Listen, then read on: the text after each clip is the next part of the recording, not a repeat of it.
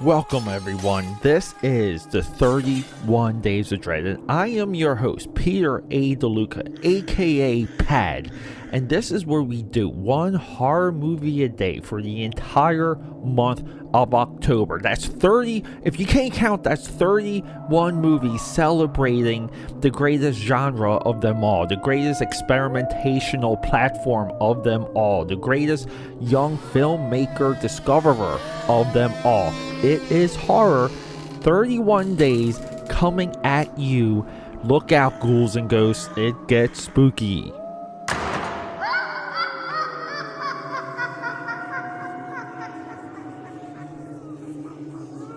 Alright everyone, coming out of that intro hot, this is what I call the telethon portion of the podcast. This is where I pitch myself to you for your support. Your support means everything to me because we're fighting, the AKAPAD army is fighting against algorithms everywhere. Algorithms, I ate some cereal earlier today, I dumped it into my bowl and it was full of algorithms. Okay, bad joke. Alright. Sharing this podcast, telling your friends about it, leaving comments, leaving reviews. This is how we grow AKAPAD's audio audacity. Your support there is more valuable than anything other than like a high five in person, because I'd love a high five in person.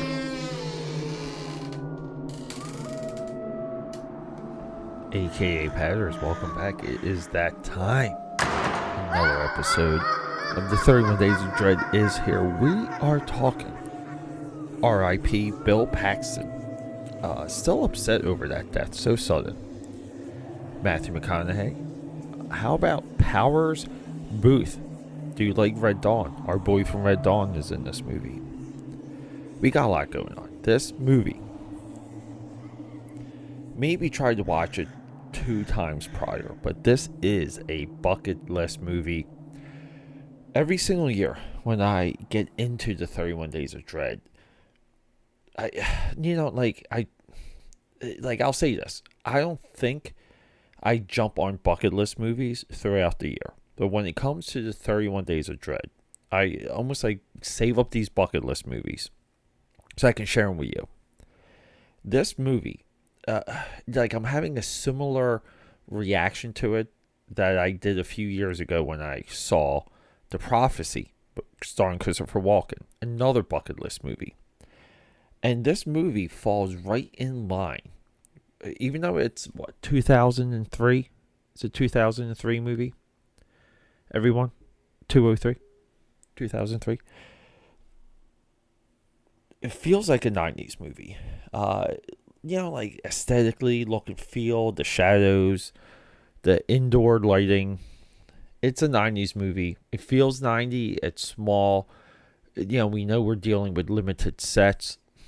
But then it's a beefy script.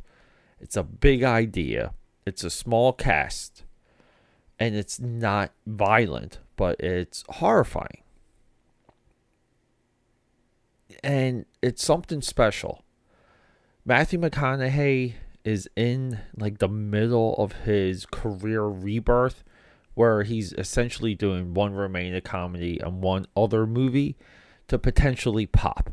And that back and forth didn't pay off until Dallas Buyers Club. So Matthew McConaughey is, you can kind of say, is in his dark period. He's great in this. Powers Booth is amazing. We got 2 kid actors that deliver. And then we have Bill Paxton, director, actor. Maybe I gotta look into a little bit of his life, but he does seem to have a level of Christianity and belief in his work, later, his later year work. So yeah, I said R.I.P. earlier. So Bill Paxton's death just always surprised me, just because as a kid growing up, I watched Aliens and Predator 2 endlessly. And to me, he was always this guy. My father and I used to watch Aliens and just crack up at his performance. You would think it was a comedy. what he does with this script, I mean, it almost takes away the talent of a director. Because if you spend your life on the film set and you learn the process of filmmaking, you can be a director. I mean, it takes away this general, this captain, this megalomaniac, control freak idea, and essentially puts it back into the script and say, if we have a strong script, we can follow it. And most actors are capable. With that being said, this is one of the best actor-director entries in the entire filmmaking history, going back to Charlie Chaplin and Buster Keaton. And my biggest memory of this movie was back in I guess around when this movie came out. I was working at a comic shop, and the owner of this comic shop just almost told me the hook. He said, "That's a great movie. The guy is the killer," which isn't exactly true. But this movie, the way it wraps up, and it's almost like a hook within the hook within the hook. We get 3 hooks at the end of this movie to give us a satisfying, aggressive resolution that is perfectly set up for sequel. I mean, I don't know, number one, why this movie never truly caught fire, because it should have. And the generation now should be screaming at the top of their lungs for a Frailty 2. The Demon Wars. I mean, we need a Demon Wars movie. But this movie's cool. This movie, it's there. Look, the 31 Days of Dread, where everything here is designed to be a little shorter, a little bit more cute, with the deliveries and recommendations and spot reviews, okay? So, but the more I talk about this movie, the more I'm going to spoil it. So I'm kind of stuck, and I don't want to just leave you guys with a 5-minute episode. Maybe I can milk a couple more minutes out of it. But no, look, Frailty is a must-watch. Released 2002. I just saw it. Cinematography, shout out to Bill Butler. Music, Brian Taylor. We get 2 warriors, 2 magnificent warriors. Brent Henley is our screenwriter. I gotta look him up. I should have looked him up before I spoke to all of you, but it's legit. If you're into small filmmaking, if you're into limited sets, limited actors, big idea, near perfect execution, Frailty is that type of horror movie. And it is scary based on the premise. It's scary based on this invisible power, which makes it so freaking cool. I mean, I would say this movie even in a lot of ways relates to Hellraiser, which we have coming up. I just gotta say it. So everyone, 31 Days of Dread, marching on day 11. We're doing another bucket list movie, a movie I haven't tried to watch since I was a kid. John Carpenter's The Fog. That's because when I saw this as a kid, The Fog, the next movie, it freaked me the fuck out. And I haven't been able to watch it since. I'm a full-grown adult now. So I'm going to put on my big boy pants and watch The Fog.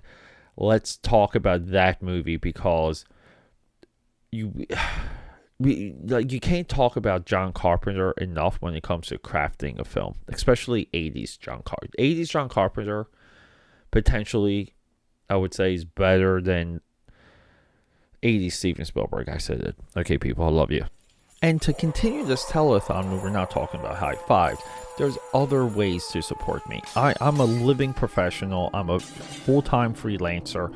Anything you see on this, here on this podcast, or see my social media, I make everything. It's all made by me. That's a part of my pitch to you. And you can purchase professional services through AKAPAD.com. That's a pipeline to me if you want to send me a message. But also, while you're there, you can sign up for my newsletter. You're going to get deals. You're going to get coupons. You're going to get 2 free trading cards mailed to you free worldwide, and they're 2 Wolfpack trading cards, 2 original characters, for upcoming comic book work. And speaking of comic books, you can go to Etsy, type in Uzi Susie, and that's where you're going to find my mini comic. You can purchase existing issues and pre-order upcoming issues along with bundles if you missed any, like issue 1, 2, or 3 or whatever. There, Uzi Susie is waiting for you. And keep an eye on Indiegogo. A lot of my bigger comic book projects will be available through Indiegogo. All of those updates will be here on this podcast, so if you're a regular listener, I'll let you know. We can rock and roll from there. So everyone, thank you so much, and feel free to reach out to me on social media. AKAPAD69, Instagram, and Xbox. That's right, you can play Halo with me. Just straight up AKAPAD on Twitter, straight up AKAPAD on the Facebook. My business page is there. My personal page is there. Hey, be a personal friend of mine. I don't care. Let's talk movies. Let's talk creativity. Let's talk fun, and just who cares? Do you like, the Transformer movies? I love them. We can talk about that all night. So meet me there and we'll rock and roll. Let's get talking. We got a movie to discuss.